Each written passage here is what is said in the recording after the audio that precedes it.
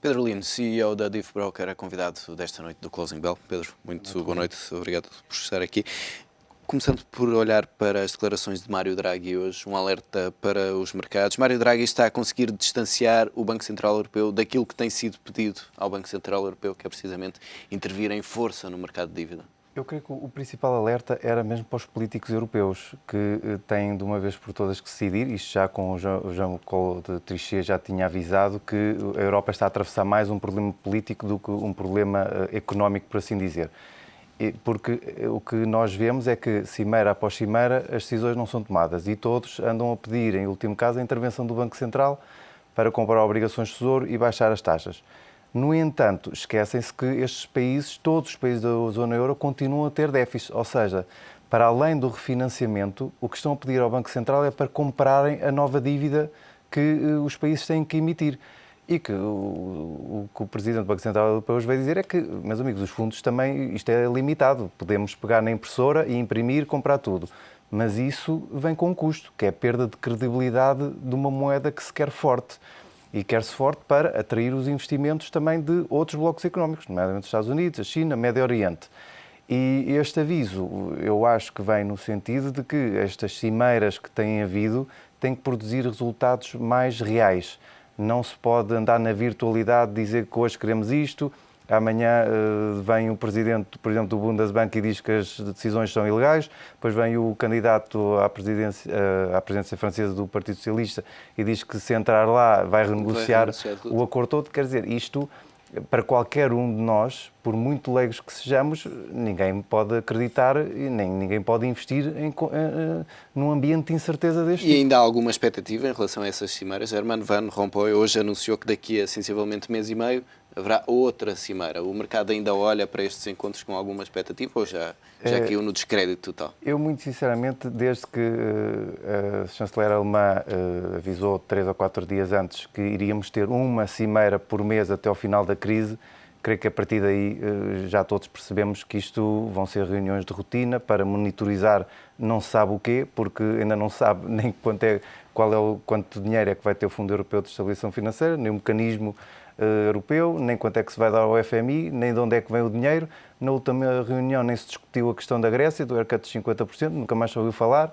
Querem dar 15% em dinheiro, 35% em títulos que ninguém sabe quais são as maturidades e se é que vão receber ou não. Por isso, estas cimeiras, muito sinceramente, para mim já não têm grande credibilidade. É preferível fazer um trabalho fora das cimeiras e apresentarem resultados, sei lá, quando tiverem alguns, do que estarem a criar expectativas com uma data e depois chega-se àquela data e a montanha para sempre um rato. E ontem um dos responsáveis europeus dizia que tinham saído da última semana apenas com um papel em branco, sem nenhum detalhe. Perante tudo isso, o mercado nesta altura está um pouco perdido.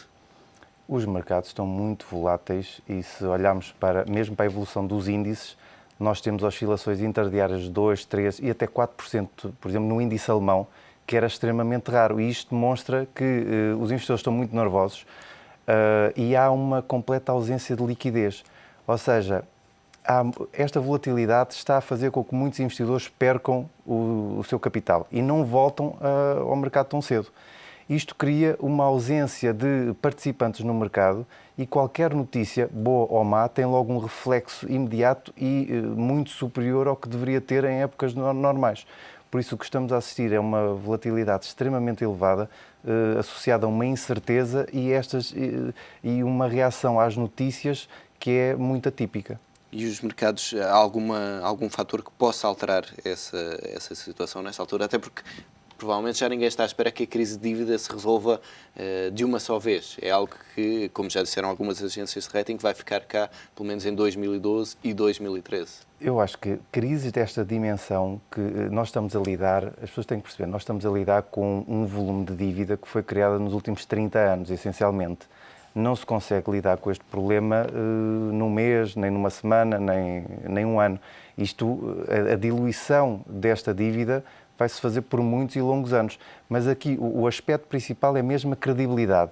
E se a Europa se conseguisse manter coesa e credível, por exemplo, nós 20 anos depois da Constituição do Tratado de Maastricht, nós vemos que, afinal, olhando para trás, quase ninguém cumpriu o tratado. E a questão coloca-se, então vamos assinar um novo, quem é que nos garante que este vai ser cumprido? Quer dizer, há aqui uma falta de credibilidade e esse é que é o ponto. Os políticos não estão a ajudar, o ambiente económico também não, é certo, mas o que se devia, o ponto de partida para a saída do euro é a constituição de um tratado com sanções para os incumpridores, isto pode custar muito, mas que devolva a credibilidade e devolva a confiança para que as pessoas possam voltar a investir nos mercados. E nos mercados estamos a falar em tudo, desde o mercado imobiliário, mercado acionista, mercado obrigacionista, os próprios empresários criarem empregos, porque eu sou empresário, se não tenho visibilidade, se os próprios políticos não me passam a confiança, eu não vou desenvolver um negócio. Podem-me dar 1 milhão de euros, 10 mil milhões, que o que é que eu vou preferir? Pôr o dinheiro de lado e esperar por ter ver mais... o que é que acontece. Pois, e mais segurança. E regressando aqui ao papel do Banco Central Europeu, muita gente achou que com a nova criação o novo regime de concessão de liquidez a 36 meses, isso poderia ser um incentivo para os bancos voltarem a comprar dívida soberana. Isso poderá acontecer ou os bancos agora aprenderam a lição? Não, eu acho que depois ainda declarações hoje de um deputado do PS, é impossível crerem que os bancos comprem obrigações. Eu não compraria. Eu gostava que esses senhores que falam em bombas atómicas, que são os autênticos terroristas financeiros, é o que eles são, que comprassem então obrigações de tesouro. O meu desafio é que comprem, e que depois o Estado, se incumprir, eles sejam os primeiros a ser penalizados. E isto devia até ter uma hierarquia, que era os deputados primeiro. E este tipo de afirmações realmente não ajuda à credibilidade de um país. E não ajuda à colocação e ao esforço que Portugal está a fazer, à colocação de dívida, não atrai investidores estrangeiros. Porquê? Porque pensamos, bem, se acontecer algo imprevisto e que o PS que assinou o acordo com a Troika amanhã for para o poder, temos ali um segmento de pessoas que prefere carregar no botão e não pagar.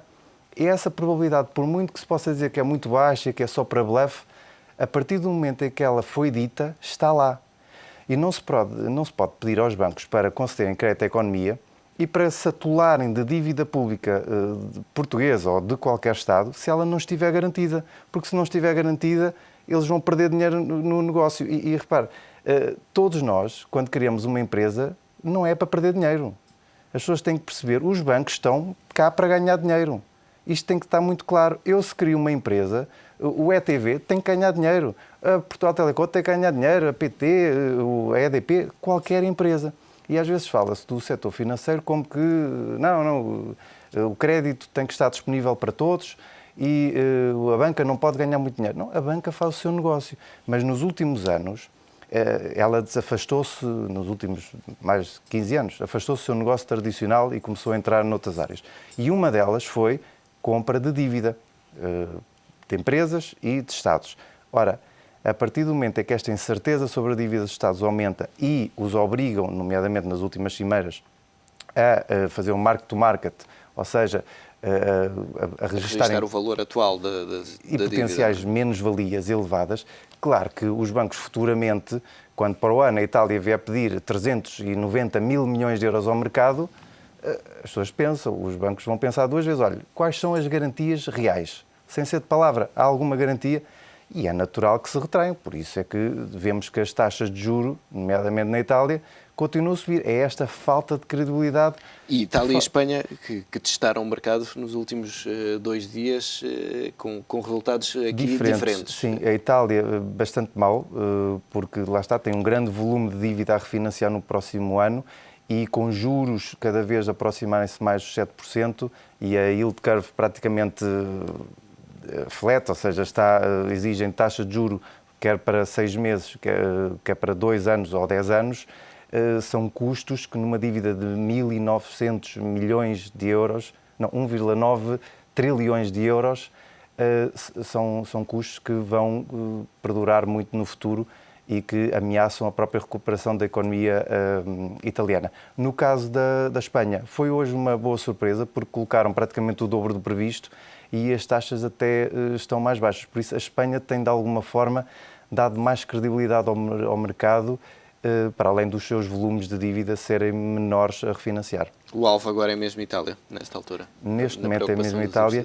e é uma questão, mais uma vez, de credibilidade e saber que os planos os planos de austeridade vão ser implementados. No caso da Itália, nós já vamos com o 3º ou 4º plano em 4 meses.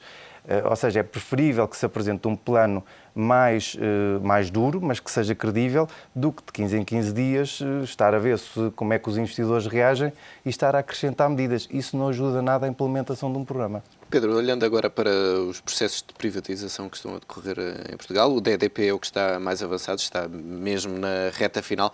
Olhando para as ofertas de que se tem falado, é um bom negócio esta venda da EDP? Para o Estado parece que sim, porque as ações estão a transacionar à volta dos 2,50, 2,5 € e o Estado, ao que parece, vai vender acima dos 3,20. Mas isto os investidores têm que perceber o que é que leva uma empresa a pagar 20% ou 30% acima do valor do mercado. E isto tem a ver com uma posição que vai ser alienada de 21%, que é praticamente garantirá o controle da empresa. Ou seja, se a empresa vencedora tivesse que comprar as 600 ou 700 milhões de ações no mercado, o preço efetivamente dispararia, por isso pagam à cabeça. Para além disso, estas empresas têm um horizonte temporal de investimento a muito longo prazo. Estamos a falar, se calhar, 10, 20 anos ou mais.